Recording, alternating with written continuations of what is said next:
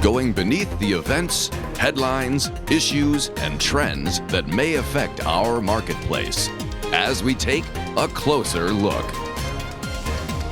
An elevated level of money anxiety on the part of the consumer could accelerate an economic slowdown and provide an invitation of sorts to the next recession. That's the latest word from behavioral economist Dr. Dan Geller, who discovered the link between money anxiety and individual financial behavior. This through his research firm Analyticom. We've spoken with him here on the program before. He joins me once again to take a closer look at this. Doctor, currently your money anxiety index for both July and August is flat, correct? That is correct, Terry. And this is a reflection of the level of consumer confidence in reality. This is not a perceived consumer confidence, but this is the reality, and as we will discuss later, is based on financial behavior rather than reported behavior. So then it would seem that this indicates that consumers still have financial confidence and still can be considered an important driver of our economy right now, correct? Of course.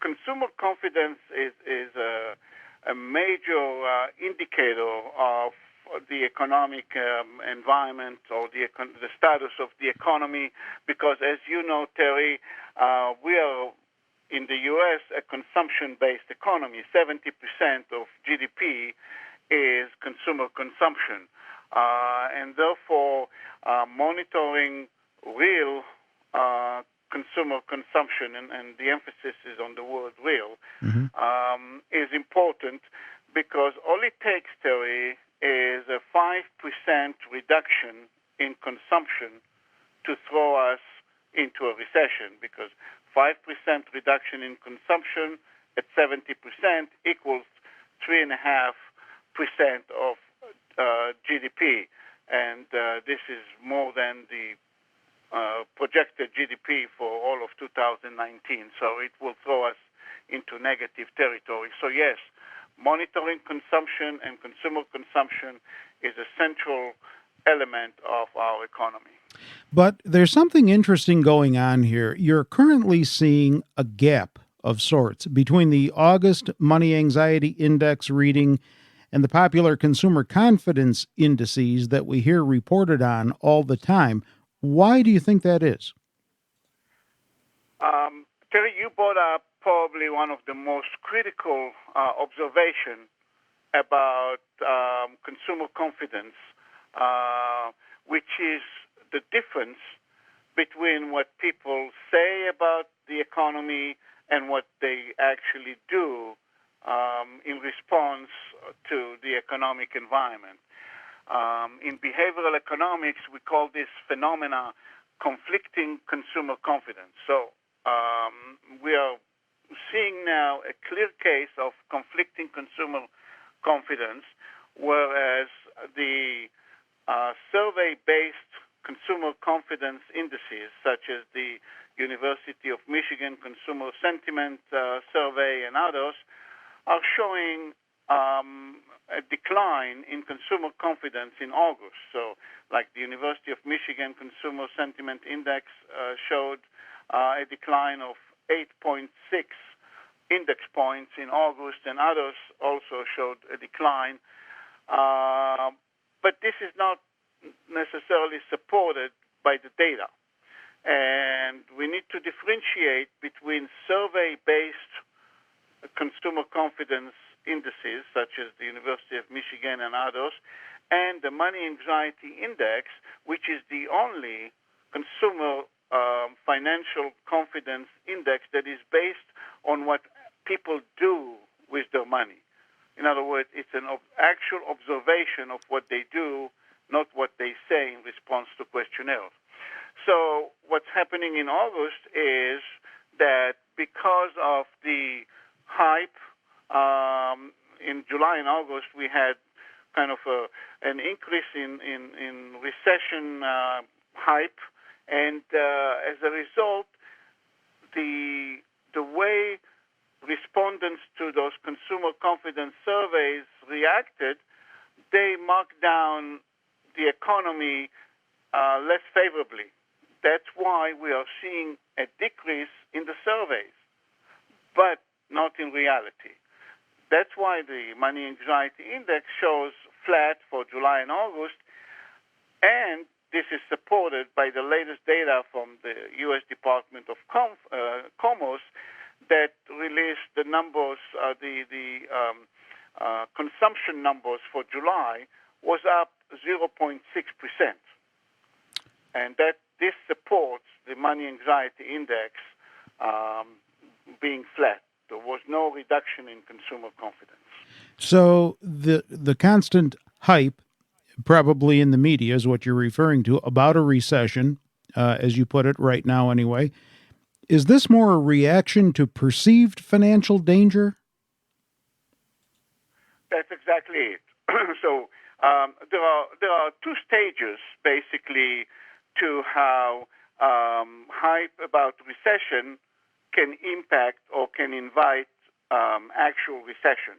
And when the hype starts, it first impacts the way consumers respond to surveys. So they might say, well, yes, I heard on the news that the recession is coming, so therefore they mark down on the questionnaire, yes, the economy is not as good as it used to be. And this basically decreases the consumer confidence indices that are based on questionnaires. However, this is stage one.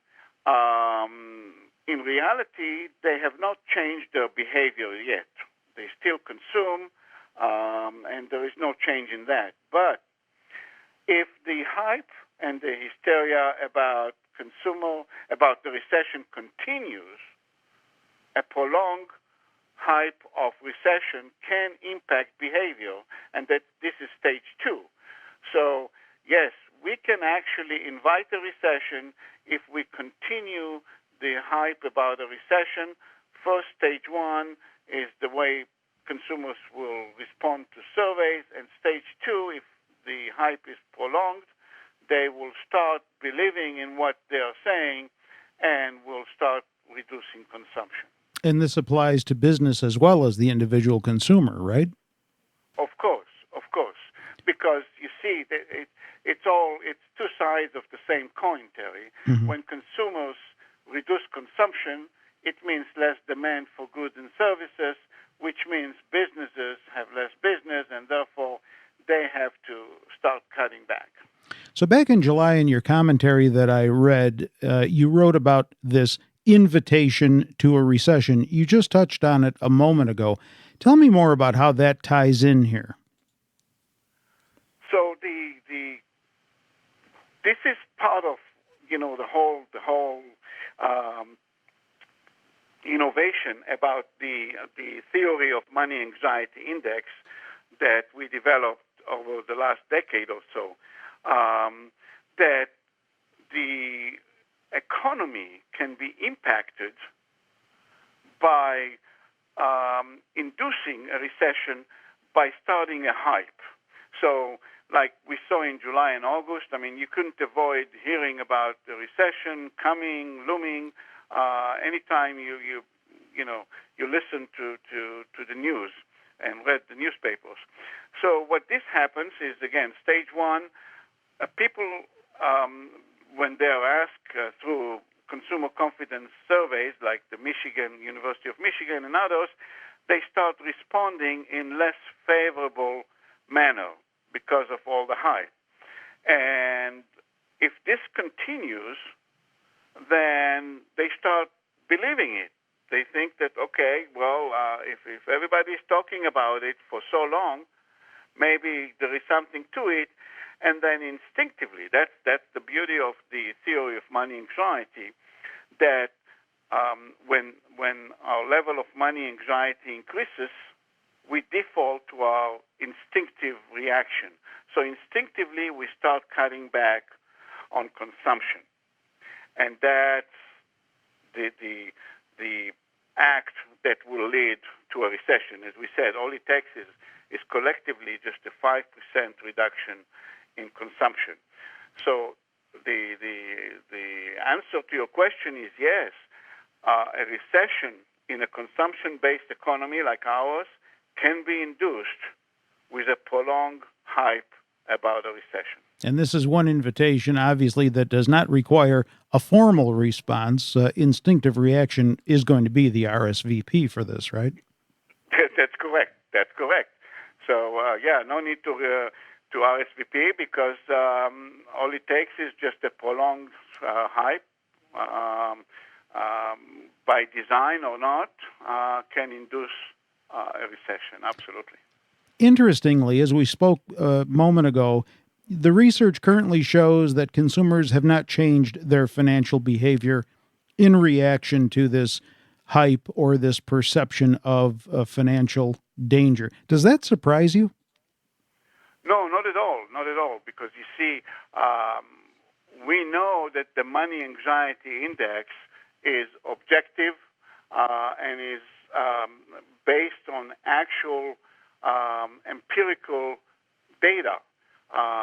This is not something that someone says. It's not a hearsay. Remember, all those consumer confidence surveys, all of them, with the exception of money anxiety, are basically a reflection of what people think. Very subjective, and case in point, we are seeing the difference between what people think in August and what they do with their money. They continue to consume. No, it's not surprising. That's why we, always tell people, go by what people do, not what they say. So same logic applies here to all those who manage money. Follow what people do, not what they say, meaning follow the money anxiety index, not necessarily survey-based consumer confidence surveys. Is the business community's reaction to financial behavior on the part of the consumer a leading indicator? In other words, do they react first and then the consumer reacts secondly? Usually the consumer reaction is the leading indicator. For the simple reasons that, again, going back to the theory of money anxiety, when people perceive financial danger, it could be, like we said, a hype about a recession in the media and everywhere they go, or it could be things that they hear from other people about losing jobs or things like this.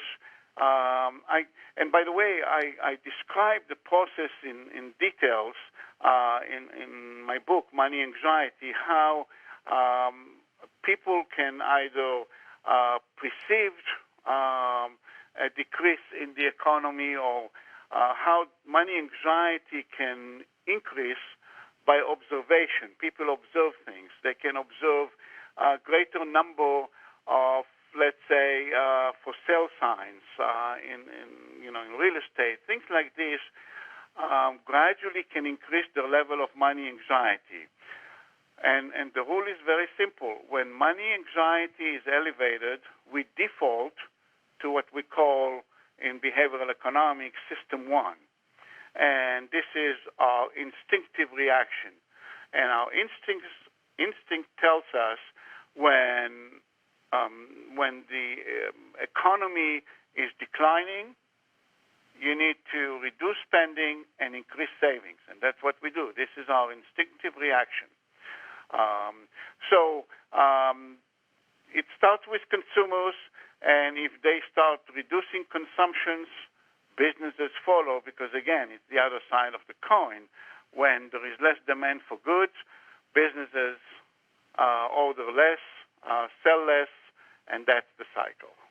All right. Well, Doctor, I really appreciate you clarifying this. We're going to monitor the money anxiety index going forward. And any changes in this current scenario, we will, of course, get back in touch with you. Sounds good. And again, anyone can go to the moneyanxietyindex.com. It's free. They can monitor the money anxiety index and see where we are in based on behavior, not based on stated confidence level. All right. The bottom line for now, anyway, is the good news, as reflected in the latest Money Anxiety Index data, is consumer financial behavior is stable, contrary to consumer confidence surveys showing a decline in financial confidence. You can also find more information on Dr. Geller's Money Anxiety Index at his research firm's website, analyticom.com. Taking a closer look, I'm Terry Ruffalo. This material is being provided for informational purposes only, and nothing herein constitutes investment, legal, accounting, or tax advice, or a recommendation to buy, sell, or hold a security. Do not act or rely upon the information and advice given in this podcast without seeking the services of competent and professional legal, tax, or accounting counsel. Publication and distribution of this podcast is not intended to create, and the information contained herein does not constitute an attorney-client relationship. No recommendation or advice is being given as to whether any investment or strategy is suitable for a particular investor. It should not be assumed that any investments in securities, companies, sectors, or markets identified and described were or will be profitable. All information is current as of the date herein and is subject to change without notice. Any views or opinions expressed may not reflect those of Zacks Investment Research as a whole.